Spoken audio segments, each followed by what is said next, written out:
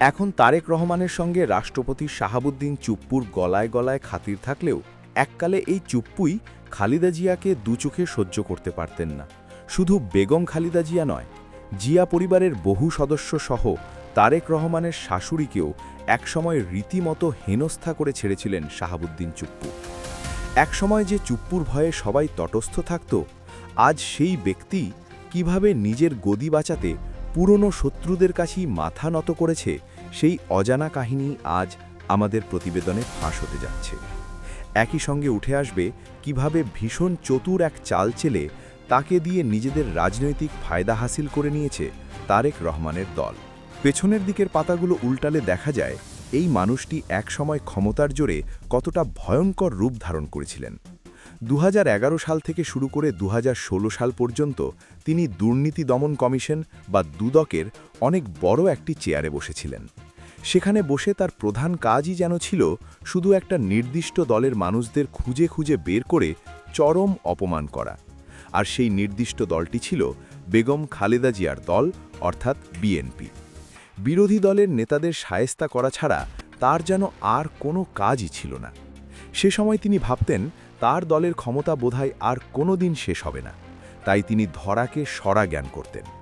একদিকে চুপ্পু নিজের দলের বড় বড় নেতাদের সব খারাপ কাজের ফাইল গায়েড করে তাদের একদম ধোয়া তুলসী পাতা বানিয়ে দিতেন, আবার অন্যদিকে জিয়া পরিবারের ওপর তার রাগ আর ক্ষোভ ছিল চোখে পড়ার মতো। শাহাবুদ্দিন চুপ্পুর সরাসরি নির্দেশে এবং ইচ্ছায় 2011 সালের আগস্ট মাসে তেজগাঁও থানায় জিয়া চ্যারিটেবল ট্রাস্টের নামে একটি বিশাল মামলা ঠুকে দেওয়া হয়। এর পেছনে একটাই উদ্দেশ্য ছিল খালেদা জিয়াকে সারা দেশের মানুষের সামনে ছোট করা। খালেদা জিয়া যখন বুঝতে পারলেন যে তাকে ইচ্ছে করে ফাঁসানো হচ্ছে, তখন তিনি এর কড়া প্রতিবাদ করেছিলেন। তিনি খুব পরিষ্কার করে বলেছিলেন যে এই দুদক আসলে একটা রাজনৈতিক হাতিয়ার ছাড়া আর কিছুই নয়। এই কথা শোনার পর চুপ্পুর অহংকার যেন আকাশ ছুঁয়ে যায়। 2014 সালের শেষের দিকে তিনি সবার সামনে বুক ফুলিয়ে খালেদা জিয়াকে রীতিমতো এক বড় চ্যালেঞ্জ ছুড়ে দেন। তিনি খুব অহংকার করে বলেছিলেন যে খালেদা জিয়া এই কথা প্রমাণ করতে পারবেন না। তার দম্ভ এতটাই বেশি ছিল যে তিনি কাউকেই তোয়াক্কা করতেন না। ক্ষমতার দম্ভে তিনি এমন অন্ধ ছিলেন যে এই মানুষটির হাত থেকে তারেক রহমানের শাশুড়ি সৈয়দা ইকবাল মান্দ বানুও রেহাই পাননি।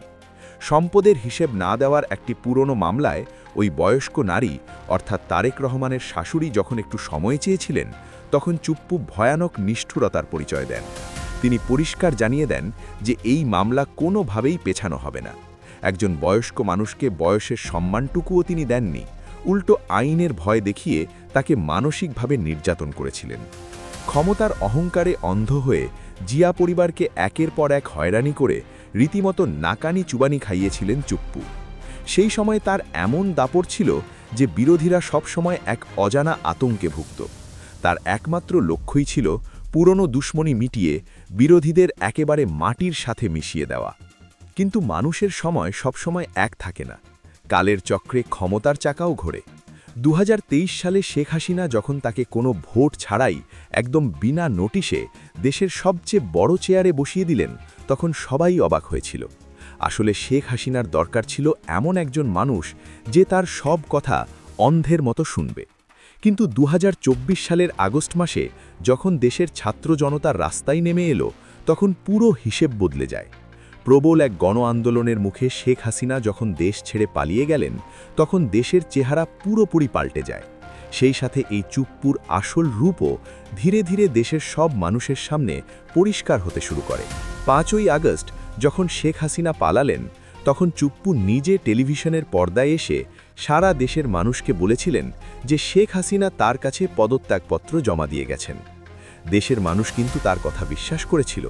তবে মাত্র 2.5 মাস পার হওয়ার পর অক্টোবরে তিনি এমন এক পল্টি মারেন যা দেখে গোটা দেশের মানুষ হতবাক হয়ে যায়।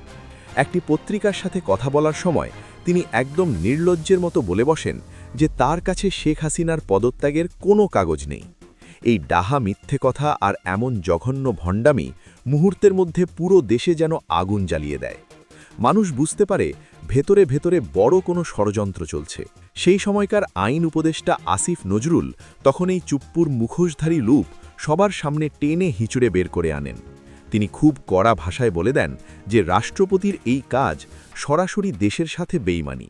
এই কথা শোনার পর দেশের ছাত্র জনতা তীব্র মাত্রায় ক্ষেপে যাওয়া শুরু করে। হাজার হাজার মানুষ রাস্তায় নেমে আসে এবং তারা সরাসরি বঙ্গভবন ঘেরাও করে ফেলে। বাইরে যখন স্লোগান আর মিছিলের বন্যা বইছে, তখন বঙ্গভবনের ভেতরে বসে চুপ্পুর অবস্থার রীতিমতো নড়বড়ে হয়ে পড়েছিল। চারপাশের এই ভয়ঙ্কর রূপ আর মানুষের ক্ষোভ দেখে তিনি হাড়ে হাড়ে টের পাওয়া শুরু করেছিলেন যে ক্ষমতার চেয়ারে তার সময় একদম শেষ হয়ে এসেছে। ঠিক এমন এক ঘোর বিপদের মুহূর্তে, যখন সবাই 100% নিশ্চিত ছিল যে চুপ্পুর বিদায় ঘণ্টা বেজে গেছে, তখন রাজনীতির মঞ্চে এক বিশাল চমক আসে। আর এই চমকটি নিয়ে আসে খোদ তারেক রহমানের দল বিএনপি। রাজনীতিতে যে কোনো মানুষ চিরকালের শত্রু বা চিরকালের বন্ধু নয় তা প্রমাণ করে বিএনপি এমন এক চাল চালে যা সবার চোখ কপালে তুলে দেয়। অন্তর্বর্তী সরকারের ভেতরে এবং বাইরে যখন চুপ্পুকে টেনে হিচড়ে নামানোর জোর চেষ্টা চলছে, তখন বিএনপি জোট তার সামনে এক বিশাল ঢাল হয়ে দাঁড়ায়। অনেকে তখন ভেবেছিল বিএনপি হয়তো পাগল হয়ে গেছে, যে মানুষটা তাদের এত কষ্ট দিয়েছে তাকে কেন তারা বাঁচাতে যাবে। কিন্তু এটা কোনো আবেগ বা ভালোবাসার বিষয় ছিল না, এটা ছিল একদম নিখুঁত এক মাস্টার মাইন্ডের মতো চাল। সাপের বিষ দিয়ে সাপ মারার মতোই বিএনপি এই বিশাল চালটি চেলেছিল। বিএনপির শীর্ষ নেতারা খুব ভালো করেই জানতেন যে দেশে তখন কোনো সংসদ নেই, স্পিকারও নেই।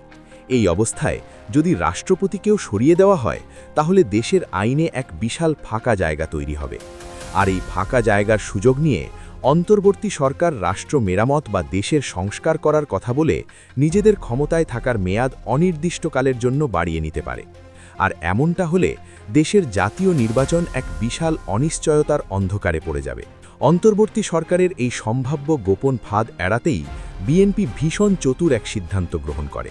তারা খুব কৌশলে সবার মুখ বন্ধ করে দিয়ে এই চুপ্পুকে গলার কাঁটা হিসেবেই বঙ্গভবনে টিকিয়ে রাখে।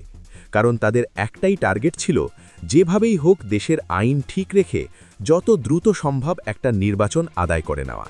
ক্ষমতার এই দারুণ দাবা খেলায় বিএনপি সবাইকে টেক্কা দিয়ে পরিস্থিতি পুরোপুরি নিজেদের কবজায় করে নেয়। তারা চুপ্পুর মতো একজন কট্টর এবং পুরনো শত্রুকে বুকে আঁকড়ে রেখে গোটা বিশ্বকে প্রমাণ করে দেয় যে রাজনীতির মাঠে আবেগের চেয়ে ঠান্ডা মাথার হিসেব নিকাশ অনেক বেশি কাজের। বিএনপির এই দারুণ চাল একদম অক্ষরে অক্ষরে কাজে লেগে যায়। অবশেষে 2026 সালের ফেব্রুয়ারি মাসে দেশে একটি সুষ্ঠু নির্বাচন অনুষ্ঠিত হয়। সেই নির্বাচনে বিএনপি বিশাল ব্যবধানে জয়লাভ করে ক্ষমতায় আসে। আর এই নতুন সরকার ক্ষমতায় আসার সাথে সাথে চুপ্পুর ভোল পাল্টানোর এক নতুন এবং চূড়ান্ত নির্লজ্জ অধ্যায় দেশের মানুষের সামনে উন্মোচিত হয়।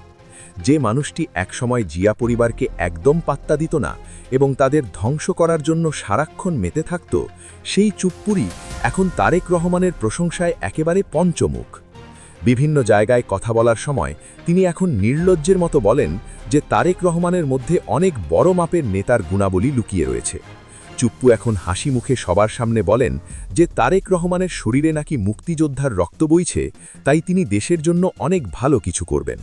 এমনকি তিনি হাসতে হাসতে এও বলেছেন যে মর্নিং শোজ দ্য ডে, অর্থাৎ সকাল দেখেই বোঝা যায় দিন কেমন যাবে। এবং তিনি তারেক রহমানের নতুন কাজ দেখে খুবই মুগ্ধ। লজ্জা ভুলে গিয়ে তলে তলে হাত মেলানো এই চুপ্পুর এমন রূপ দেখে সবাই এখন অবাক। নিজের গদি বাঁচাতে এবং ক্ষমতার কাছাকাছি থাকতে তিনি অতীত ভুলে এখন নতুন সরকারের সাথে গভীর খাতির জমাচ্ছেন।